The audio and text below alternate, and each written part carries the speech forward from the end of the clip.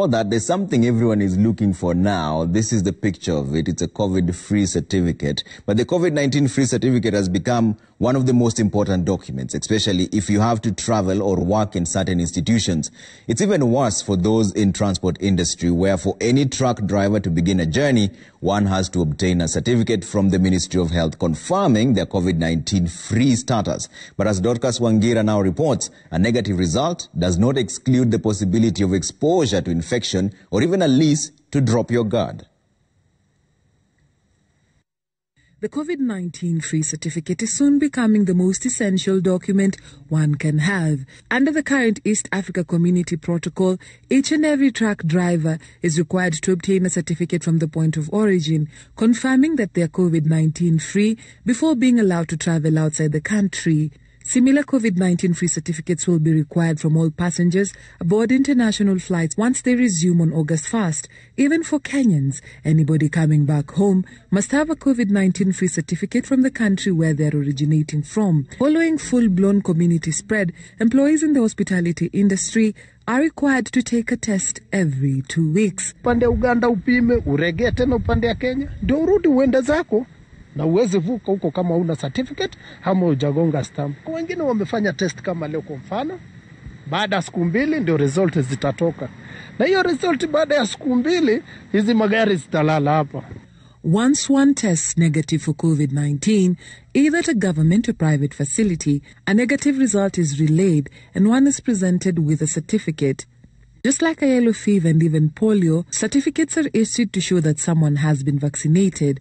However, unlike those holding the vaccination certificates, COVID-19 does not have a vaccine. The COVID-19 free certificate is not about being vaccinated.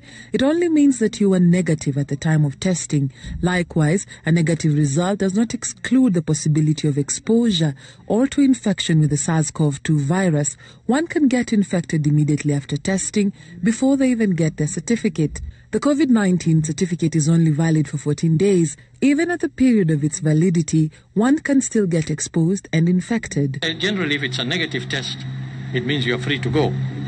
The reason that this validity is 14-day period is from the epidemiology of the virus, how it multiplies within the body. Then you will begin to develop symptoms between 5 to 7 days. Generally, most cases, by 14 days, the virus is not there.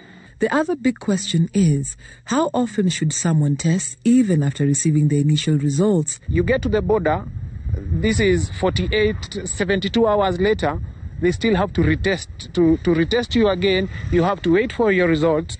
According to the Ministry of Health guidelines, testing is only necessary where there has been exposure or one has been traced as a contact, but one needing another certificate will be required to renew by undergoing another coronavirus test. You are right that somebody could contract it, remain asymptomatic, and be spreading it until the 14-day period. That's the danger that we are careful of, because somebody else who contracts it but becomes symptomatic will seek for help, medical help, and he will be tested and he will be isolated and treated. But the asymptomatic person doesn't even know he has it. 9th July, a nurse from the Kenyatta National Hospital was charged with forging and selling fake COVID-19 certificates. There have been reports that there are more being sold within the country.